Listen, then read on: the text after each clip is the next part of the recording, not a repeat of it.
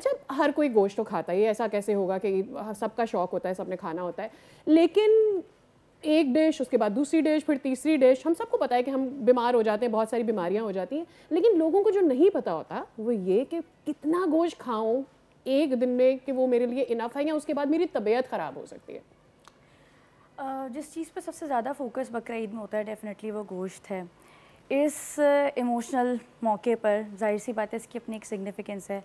हम लोग ये भूल जाते हैं कि गोश्त का जो पोर्शन साइज़ है एक वक्त में, अगर हम लेट्स सपोज़, पहली बात तो डिपेंड करता है खा क्या रहे हैं।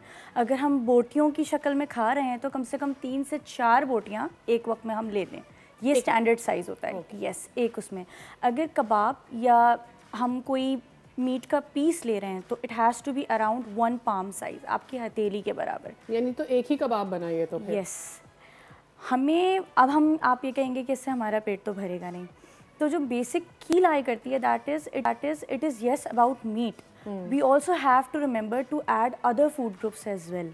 हमें उसके साथ वेजिटेबल्स का इस्तेमाल करना है, एक होल ग्रेन सीरियल का जो पोर्शन है वो भी लेना है, यानी कि रोटी की शक्ल में। अगर हम नान को छोड़ के चक्की के लाल आटे की बनी हुई रोटी की तरफ चले जाएं तो वो भी मज़ीद गोश्त खाने की वजह से जो एक्सेसिव कॉन्स्टिपेशन हो जाता है उससे हमें बचा सकता है। सब्सक्राइब करें और बेल दबाएं ताकि कोई खबर रह न जाए।